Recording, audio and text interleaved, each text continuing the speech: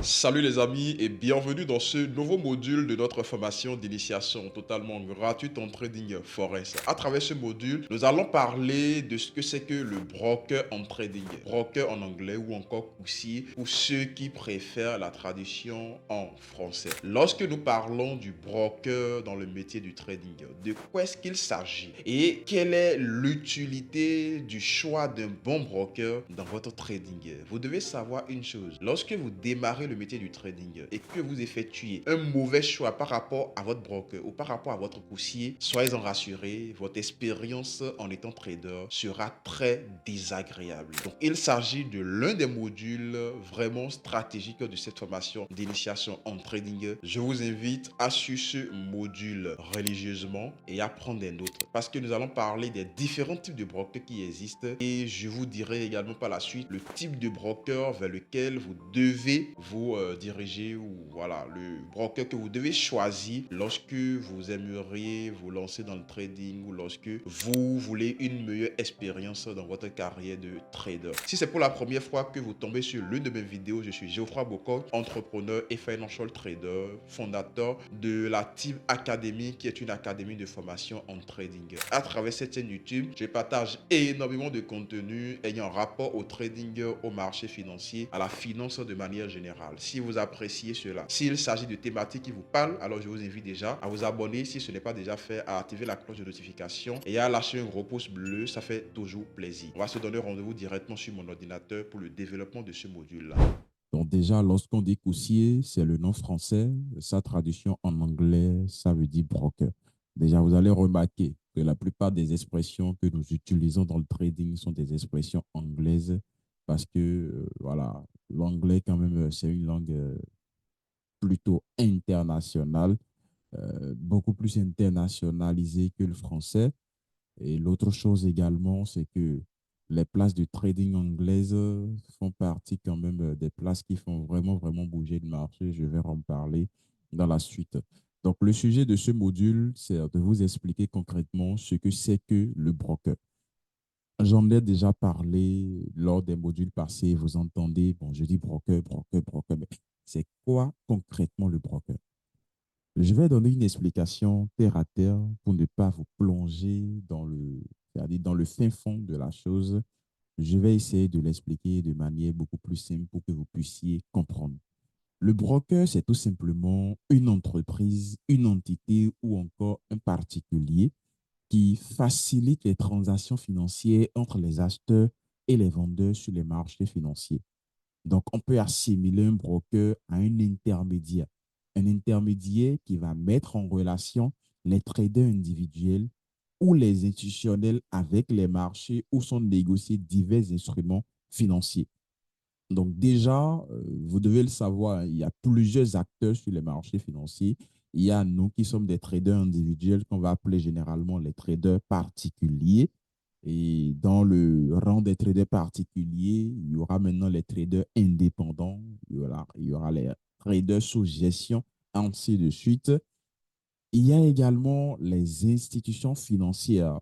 Vous allez avoir les banques financières, vous allez avoir les banques commerciales, vous allez avoir les sociétés d'hedge funds, vous allez avoir également les gouvernements, les banques centrales, qui sont même les grosses entités qui font bouger des volumes énormes sur les marchés financiers. Donc, le broker, son rôle va être tout simplement de mettre en relation les traders particuliers ou encore les traders institutionnels avec les marchés où sont négociés divers instruments financiers. Donc, quand je parle de divers instruments financiers, c'est pour vous dire quoi tout simplement? Un seul broker, une seule entreprise, un seul courtier peut vous proposer plusieurs instruments financiers sur lesquels vous pouvez aller négocier. Un seul broker peut, par exemple, proposer de trader sur le forex, proposer de trader sur les matières premières, proposer de trader sur les indices boursiers. Donc, une seule entreprise de courtage peut vous proposer plusieurs instruments, une variété d'instruments financiers sur lesquels vous pouvez trader tout simplement.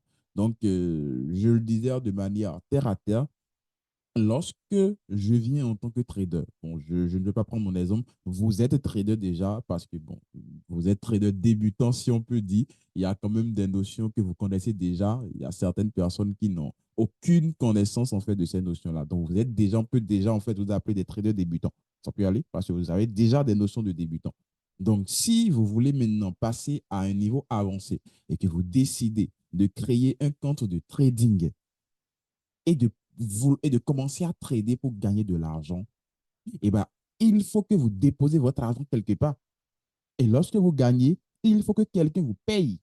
Et lorsque vous perdez, votre argent va quelque part. Et c'est le broker qui gère ça.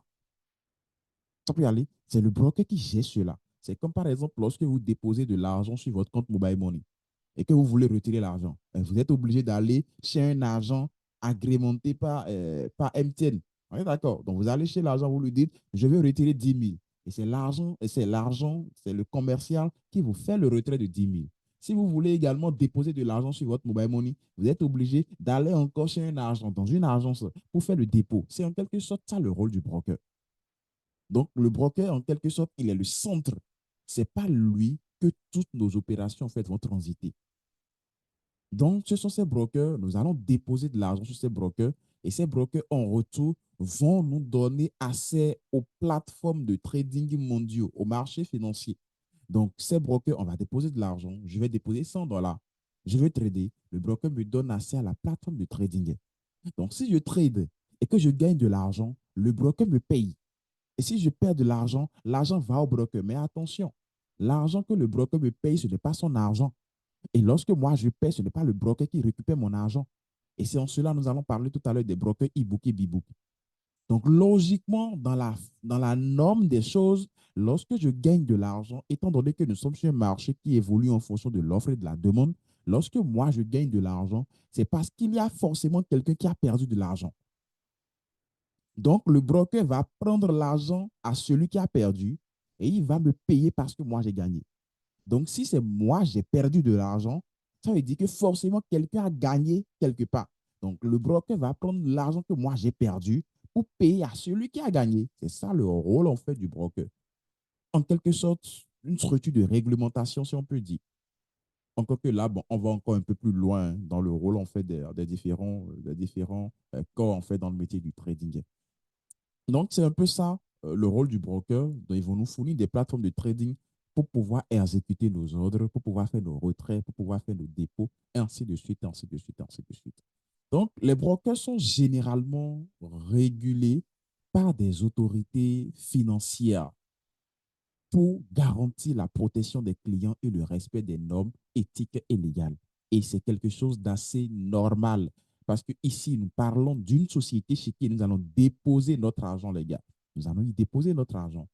Donc, si vous allez déposer votre argent sur un broker qui n'est pas régulé, pas une structure financière, pas une structure de réglementation, pas une autorité de réglementation des marchés financiers, bah, le broker peut se lever un jour fermé et quand le broker ferme comme ça, c'est de l'argent qui part. Imaginez le nombre de personnes qui ont déposé en fait leur argent sur ce broker-là. Et ce broker, du jour au lendemain, floum, il disparaît. Et finalement, on parle de scam, c'est de l'arnaque et tout, le trading. Non, non, non, non, non. C'est parce que vous avez fait le choix de vous confier à un broker non fiable, à un broker qui n'est pas régulé par l'autorité financière. Donc, lorsque nous prenons la zone européenne, par exemple, vous allez avoir l'AMF, l'AMF qui est l'autorité des marchés financiers, qui pour la plupart réglemente en fait les brokers qui exercent sur le marché européen. Lorsque vous allez du côté des États-Unis, vous allez avoir également l'autorité des régulations des marchés aux USA.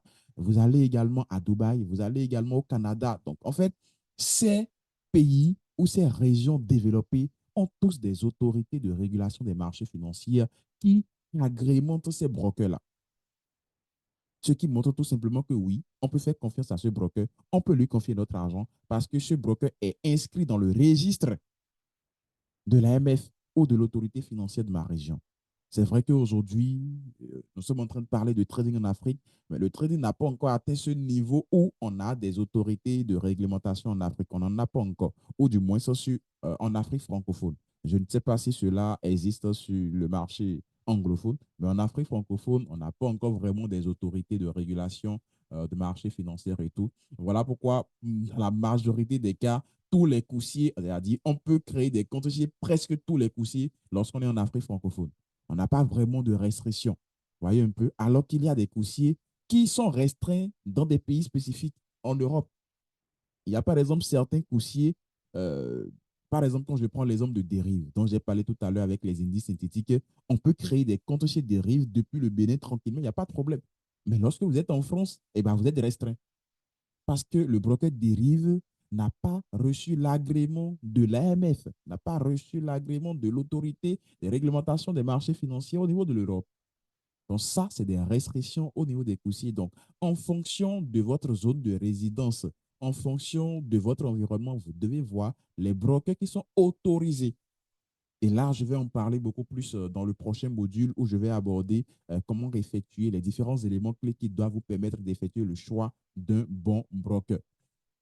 Donc, après ça, donc c'est très important déjà hein, de déposer son argent, c'est-à-dire vous devez créer votre compte chez un broker qui est régulé, un broker qui est reconnu. C'est très important.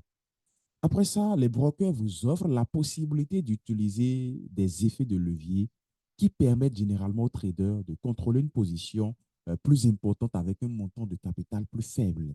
Mais qu'est-ce qu'on appelle l'effet de levier? Depuis le début, je parle de effet de levier, mais finalement, c'est quoi l'effet de levier? Je vous l'ai dit tout à l'heure, le trading sur le marché du Forex a été vraiment démocratisé grâce en fait à l'effet de levier qui permet pardon, à tout trader aujourd'hui d'aller sur les marchés financiers, peu importe son capital, et d'aller trader. Et ça, c'est grâce aux brokers qui nous offrent ces effets de levier-là, qui nous permettent en fait d'amplifier nos gains. Mais l'effet de levier est une arme à double tranchant. Tel ça peut nous permettre d'amplifier nos gains, tel on peut perdre beaucoup d'argent lorsque les choses se passent mal également. Alors, c'est quoi véritablement l'effet de levier? C'est également le sujet d'un autre module, donc ne soyez pas pressés. Suivez la formation selon votre rythme, selon vraiment le carnaval euh, que j'ai conçu et vous allez apprendre progressivement, progressivement, progressivement. Donc, après tout ça, je voudrais attirer votre attention sur une réalité dans le circuit des brokers. C'est une réalité dont beaucoup ne parlent pas. Bon, il y a plein de formateurs même qui n'en parlent pas. Eh ben, la question, c'est est-ce qu'ils sont véritablement au courant de ça? Mais voilà, déjà là, j'ai vraiment envie d'attirer votre attention dessus pour que vous ne puissiez pas tomber dans ces pièges. Il faut savoir qu'il existe deux différents types de brokers. Il existe deux différents types de brokers. Nous avons les brokers e-book et nous avons les brokers b-book.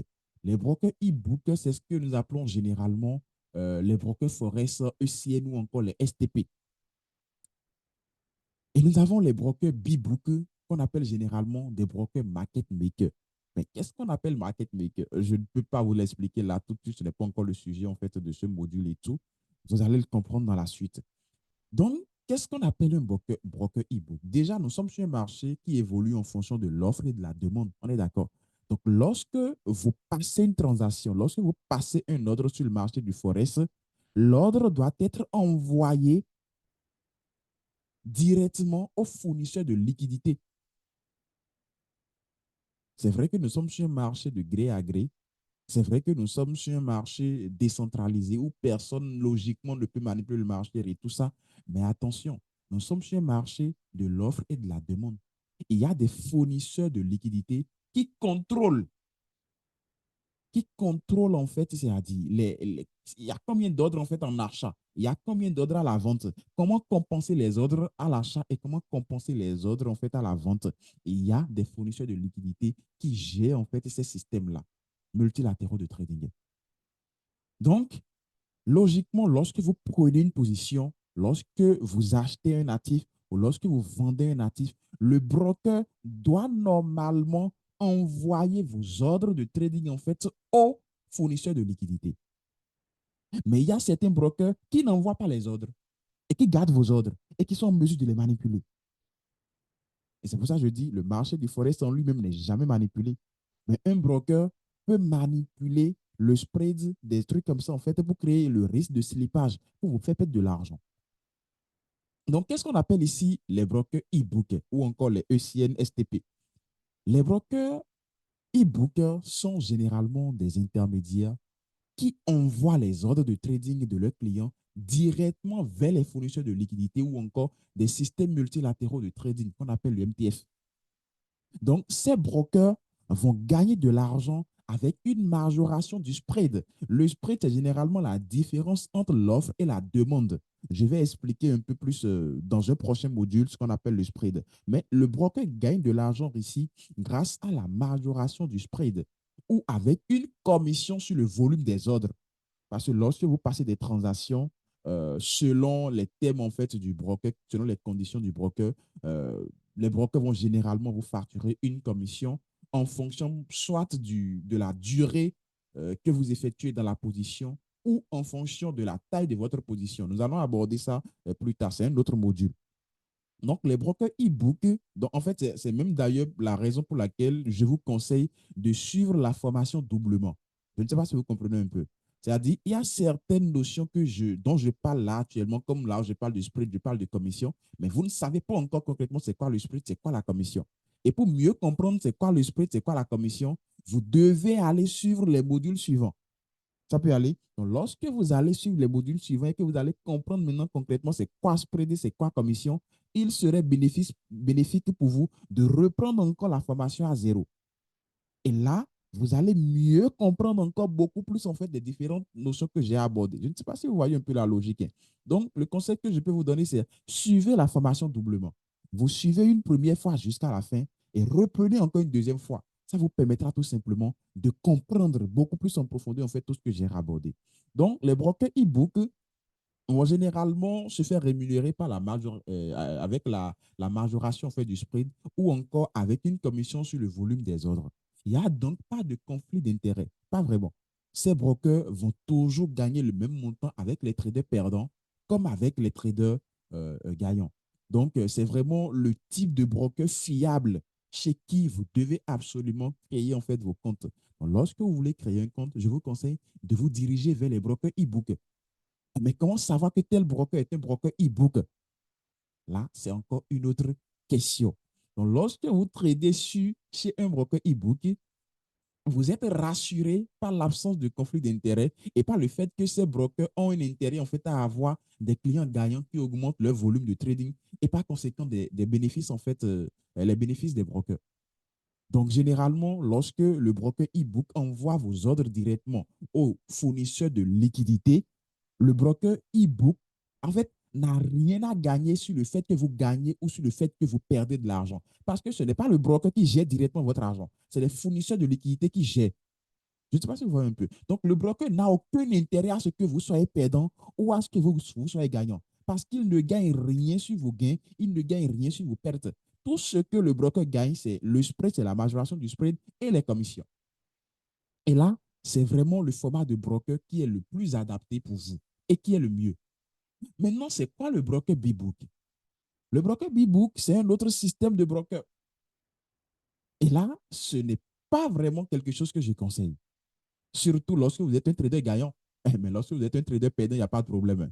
Mais lorsque vous êtes un trader gagnant, vous ne pouvez pas aller trader sur un broker B-Book. Pourquoi? Les brokers B-Book, nous les appelons généralement des brokers market makers. Les market makers, c'est généralement les faiseurs du marché. C'est ceux qui, bon, en tout cas, je vais vous expliquer ça plus tard dans un autre module peut-être. Je ne vais pas vraiment m'attarder sur ça actuellement. Donc, les coursiers forex qui utilisent le format B-Book vont garder les ordres de leurs clients en interne. Donc, on a dit tout à l'heure, le broker est censé envoyer vos ordres aux fournisseurs de liquidités, aux gestionnaires de liquidités. Mais le broker B-Book, lui, il garde vos ordres en interne et ils vont prendre une contrepartie de vos ordres. Ce qui signifie que les profits de ces brokers sont souvent égaux aux pertes des traders. Je vous explique. C'est-à-dire, il y a le rapport de l'AMF, de l'autorité des marchés financiers en Europe, il y a le rapport de l'AMF en 2014 qui prouvait que près de 90% des traders sont perdants sur le long terme.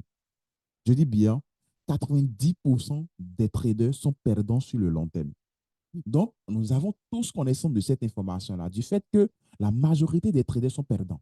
Les brokers également savent que la majorité des traders sont perdants. Et ce qui veut dire que quoi? Ce qui veut dire que si moi, par exemple, le broker sait que 90% sont perdants, donc je prends l'exemple, par exemple, de 100 traders, ça peut aller. Donc, si 90 traders sont perdants et qu'il n'y a que 10 traders qui sont gagnants, alors le broker préfère prendre une contrepartie de tous les ordres. Ça veut dire que lorsqu'un trader, il achète, par exemple, une quantité de 10 actifs, c'est-à-dire le trader achète une quantité de 10, par exemple, sur un actif, le broker, lui, va vendre la même quantité sur ce même actif. Selon le concept que la majorité vont perdre.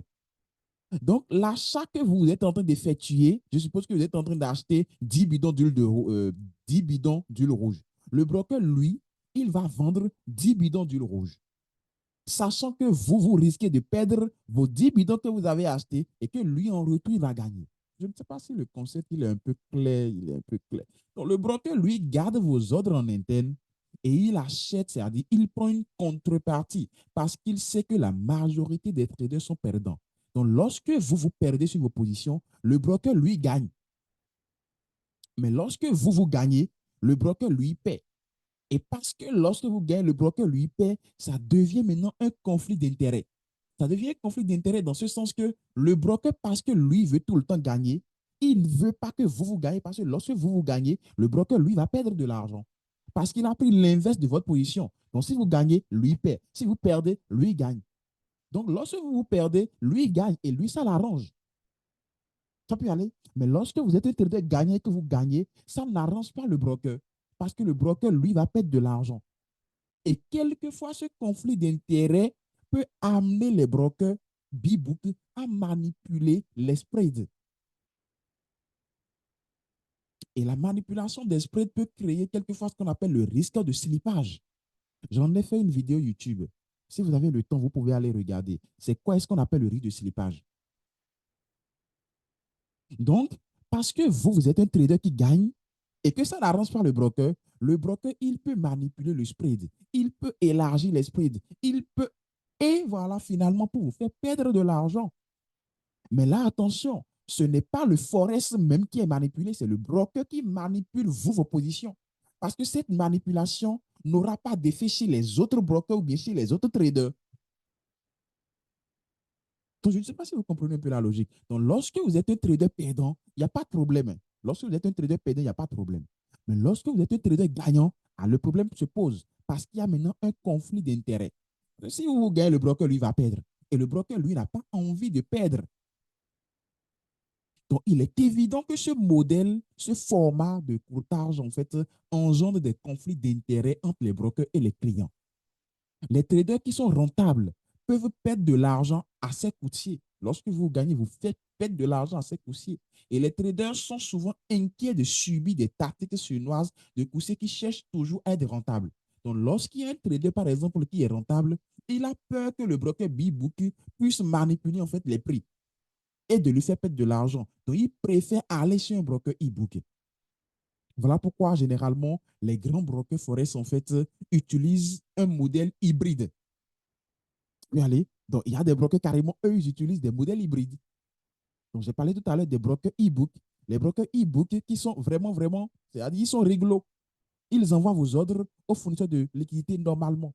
Les brokers b-book, eux, ils n'envoient pas les ordres. Ils gardent les ordres en interne pour prendre une contrepartie. Et au besoin, si vous êtes un trader gagnant, ils vont manipuler en fait les prix pour vous faire perdre de l'argent. Maintenant, il y a des brokers qui se dirigent vers un modèle hybride, c'est-à-dire ils font le e-book et le b-book à la fois. Donc, ces brokers-là, qu'est-ce qu'ils vont faire? Ils vont utiliser des algorithmes, ils vont utiliser des programmes pour essayer en fait de départager les traders gagnants et les traders perdants. Donc, la popularité du modèle hybride est plus ou moins compréhensible parce qu'il permet aux brokers d'accroître en fait la rentabilité et la crédibilité. Et il va permettre également aux brokers de gagner de l'argent avec les traders rentables en envoyant leurs ordres de trading vers les fournisseurs de liquidités. Parce que voilà, on sait que ce broker, il envoie véritablement les ordres en fait aux fournisseurs de liquidités, mais il envoie uniquement les ordres des traders gagnants. Donc, pour repérer efficacement les traders rentables, c'est-à-dire les traders gagnants et les traders perdants, ces brokers hybrides vont utiliser des logiciels. Et ces logiciels vont analyser les ordres des traders, les ordres de leurs clients. Donc, ils peuvent ainsi tirer en fait ils peuvent tirer des traders en fonction de la taille de leur dépôt. Parce que généralement, l'expérience a prouvé qu'un trader, en fait, qui dépose 10 000 $, généralement, c'est quelqu'un qui va faire un travail beaucoup plus consistant. Je ne sais pas si vous voyez un peu. Donc, entre un trader qui dépose, par exemple, 100 $ et un trader qui dépose 10 000 $, eh ben, le trader qui a déposé 100 $, déjà, on le classe dans le lot de ceux qui n'ont pas beaucoup d'argent. Donc, lui, on l'envoie directement dans les traders perdants d'abord. Je ne sais pas si vous voyez un peu la logique. Donc, le broker va tenir compte de votre dépôt, de l'effet de levier que vous utilisez, du risque que vous prenez par trade. Et est-ce que vous utilisez des éléments de limitation de perte? Comment est-ce que vous protégez vos positions? Donc, le broker va tenir compte de tout ça. Mais ce n'est pas le broker qui le fait parce que le broker a programmé en fait un algorithme, un robot en quelque sorte, un programme qui permet de vraiment en fait faire le dispatching. Donc, le robot ou bien l'algorithme va arriver à départager les traders perdants et les traders gagnants. Donc, qu'est-ce que le broker, lui, va faire? Le broker, il va agir comme un broker B-book avec les traders perdants. Et il va agir comme un broker e-book avec les traders gagnants. Donc, ce modèle hybride n'est pas nécessairement une mauvaise chose pour les traders, car les bénéfices en fait que le broker va réaliser avec les traders mis dans le B-book, c'est-à-dire les traders perdants, va permettre au broker d'offrir des spreads très très compétitifs en fait à tous ses clients, qu'ils soient gagnants ou qu'ils soient perdants. Et le principal inconvénient aussi de ce système en fait est que le broker hybride, lorsqu'il va gérer mal le risque avec les traders qui sont mis dans le B-book, il peut perdre de l'argent. Et en perdant de l'argent, il peut mettre en péril en fait le fonctionnement de l'entreprise. Et ce qui pourrait l'amener en fait à ramasser ceux qui étaient dans le e-book et les envoyer dans le B-book pour rentabiliser à nouveau. Je ne sais pas si vous comprenez un peu la logique. Je sais que c'est une notion un peu plus approfondie à propos des brokers. Ce n'est normalement pas le genre de choses que je suis censé vous expliquer parce que vous êtes vraiment, vraiment débutant. Il y a des gens qui sont vraiment avancés dans le trading aujourd'hui qui n'ont même pas connaissance de est-ce que tel broker est e-book. Ils ne savent même pas ça. Ça peut aller. Donc, normalement, je ne suis pas censé aborder ça avec vous. Mais c'est une formation, je vous le donne gratuitement, ne vous inquiétez pas. Donc, je donne vraiment tout ce que je connais. Ça peut aller, je donne vraiment, je ne fais pas d'économie de compétences. Je vous dis vraiment les choses importantes pour vous éviter de commettre certaines erreurs. Donc, vous pouvez ne pas comprendre ça du premier coup. Ça peut aller. Lorsque vous allez terminer la formation, revenez encore. Et vous allez beaucoup plus comprendre en fait avec profondeur les différentes choses que j'ai abordées et tout. Donc, si j'ai un conseil à vous donner, déjà, il y a le modèle e-book, il y a le modèle B-book et il y a le modèle hybride. Le modèle B-book, vous le barrez. Ne cherchez jamais en fait à avoir affaire avec un broker B-book. Le modèle e-book, c'est le meilleur. Maintenant, à la rigueur, vous pouvez aller vers le broker hybride. Mais si j'ai un conseil à vous donner en tant que frère, voilà, allez vers les brokers e-book. C'est beaucoup mieux. C'est beaucoup mieux. Maintenant, comment reconnaître que tel broker est e-book et tout? En fait, là, c'est des processus de recherche beaucoup plus approfondis. Je ne peux pas vous mettre en fait dans ce processus-là. Donc, je vais tout simplement, dans la suite du programme, vous conseiller un broker e-book que vous pouvez utiliser et que moi-même j'utilise personnellement depuis que je me suis lancé dans le trading, depuis pratiquement 2020. Bon, je me rappelle, j'avais utilisé un autre broker au début. Je vais en parler dans le prochain module. Et après, j'ai commencé à utiliser un autre broker qui est un broker e-book et qui fournit des services vraiment, vraiment impeccables. Voilà. Si je dois terminer ce module, peut-être si je dois donner quelques exemples de brokers pour que vous puissiez aller les chercher sur Internet, par exemple, il y a le broker AvaTrade, c'est un broker. Il y a ISM Global, c'est un broker. Il y a Just Market, c'est un broker. Il y a Derive, c'est un broker. Il y a FBS, c'est un broker également. Il y a SNES, c'est un broker également. Il y a plein d'autres brokers, plein, plein, plein, plein, plein, plein. Il y a tellement de brokers que je ne peux pas vraiment tout citer. Ça peut aller.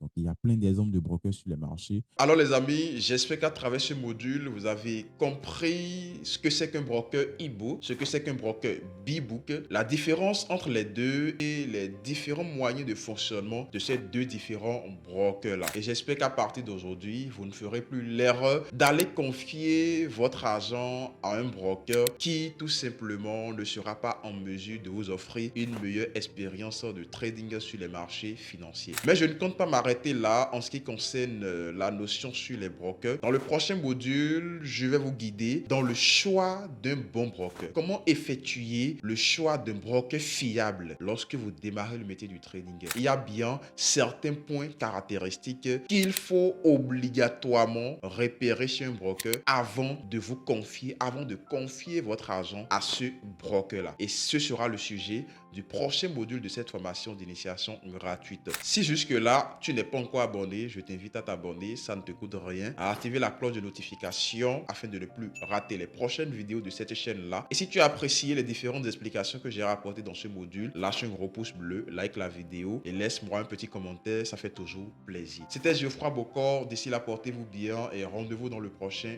module. Ciao.